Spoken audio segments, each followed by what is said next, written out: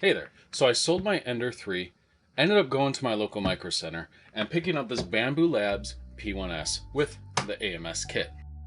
We're going to unbox it, build it, have a look at the slicer, print some Benchies, and I got a backlog to work on too. So I found out about old GoPro heating issues the hard way and lost a lot of my unboxing footage. That's okay. It'll be brief. We're going to do more tell than show and tell, but we'll get through it. So the box was heavy and large. Had to cut a wall out of the side to even get anything out. It was easy to pull it out and all the accessories underneath it. So it came with filament, tools, tubes, extra parts like hot ends. The LCD came in its own box and a lot of grease as well. It even came with the Bambu Labs lamp kit from their Maker series, which seems to be about $12 on their site. Was included in the box. That was cool. So the glass was well protected in bags and taped up. The AMS was secured inside with foam screws attached to plastic support. Once you remove the AMS from the top, there was more foam and screws to remove to release the print bed. There's also on the back a 6-pin cable and a 4-pin cable that you have to connect along with the Bowden tube from the AMS to the printer. During my build, I actually missed the 4-pin cable. Thought it was another cable that connects the AMSs together. As I was troubleshooting this, I went to the Bambu Labs website. On there was some very detailed troubleshooting instructions. They even wanted you to use a multimeter like this one to troubleshoot the cables and the pins. Luckily, I discovered my issue before I even had to use that device, but if that's not something you're familiar with or comfortable with, they do say you can just contact support, and I'm assuming they'll walk you through it or send you a replacement. I don't know. I didn't have to get that far. You are required to use their iOS and Android app to set up the printer. What you'll do is you'll scan a QR code on the LCD here. Then it'll ask you to pair it to an account, connect it to your Wi-Fi. Once it does that, it'll download any firmware updates. And then past that, the app is 100% optional. You can print from it if you want, but I prefer using the desktop app. So next, now that it's built, let's head to Bambu Studio and start to print. While we won't be looking at the code, it is open source, which I think is super cool, and you could go look at the code yourself if you really want to. So there's a lot here in the slicer to play with. It has your expected settings like layer infill options, infill, ports. If you change colors, you can even purge old colors into the infill before it prints any kind of edges, which I thought was cool and found out after I printed my 4-color Benchy. More on that later. The device tab has the printer's camera, its current progress, the AMS status, and its humidity. The camera though, it's really disappointing. It's 720p. It looks like it's 1 frame per second, and it's a total letdown to watch in real time. I get that it's for time lapses. It's just not satisfying at all to watch as it does its print. There seem to be mounts and options from the community, and right now I prefer the simplicity. When you do a time lapse, you can have it automatically do a time lapse with every print, and it'll save it to the SD card right here. You can also retrieve that video over the internet onto your computer without even touching this SD card. In fact, I have not touched this SD card at all. So startup procedure took around 6 minutes for me. It tests boundaries, preheat, it'll prime the filament, it'll calibrate its vibration compensation, and even do its auto level. This can be shortened with community startup scripts, but I haven't dug into any of those. So for this Benchy, we're using the provided filament, and it turned out excellent. The walls are smooth, there's no stringing around the cabin. The layers are nice and defined up the hull. It's a great Benchy. So you never print just one Benchy.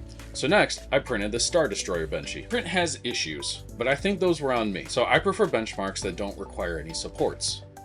So I disabled them. Bambu Studio complained, told me I should enable them, and I didn't. Well, it was right, because on the bottom there is a ton of stringing. And while the overall print is okay, I enabled supports from then on. After that, I printed this Battle Benchy, which turned out just as good as the first Benchy. It even has rotatable turrets, which I think is cute, and the kids love it. Next, I printed up this guy, Swole Benchy. He was my last Benchy, and for this one, I used standard filament, standard PLA that I would print from my local micro center. And it turned out pretty good.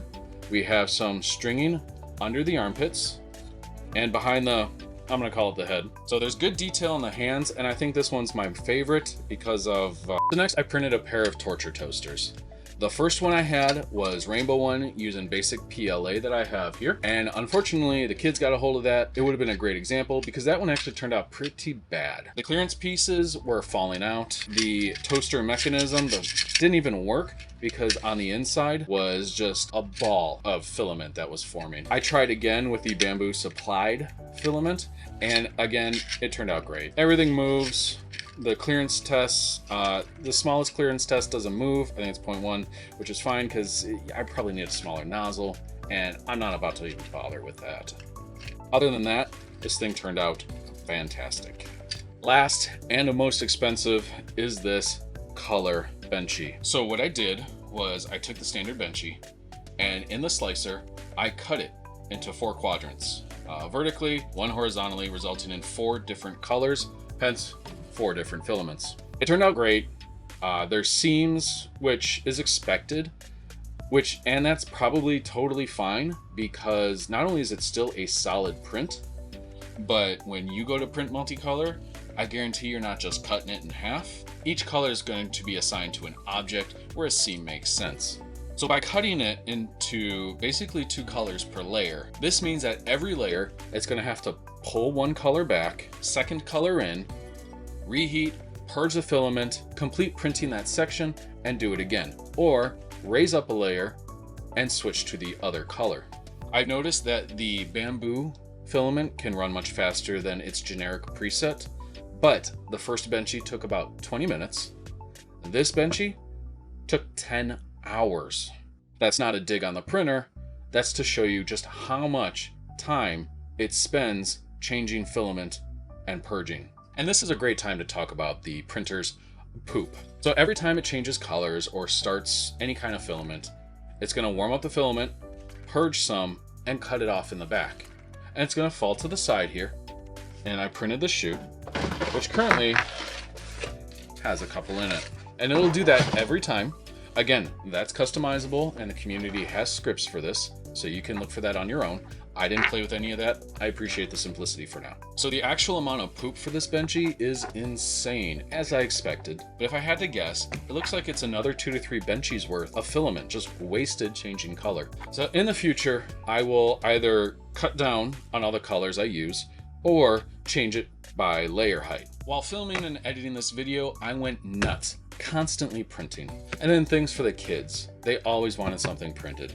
I printed some flower pots for my daughter, some Brio train tracks for my son, dollhouse furniture, unicorns, even trains themselves. I am the farthest thing from an expert on this stuff. In fact, maybe my Ender 3 didn't even have that bad of issues, but I sold it anyway. I probably couldn't diagnose the small issues, but I can outsmart obvious issues, so keep that in mind as we move into my final thoughts. I had one instance where the filament was empty. In fact, right here, where the green one was empty, so I put the black one there. I selected the filament in 4, but it wanted to use filament position 1. I stopped it so the filament was just at the top of the gears here, and so it thought there was filament there when it really wasn't. I actually had to go behind, remove some Bowden tubes, take pliers, pull it out, and then reassemble it.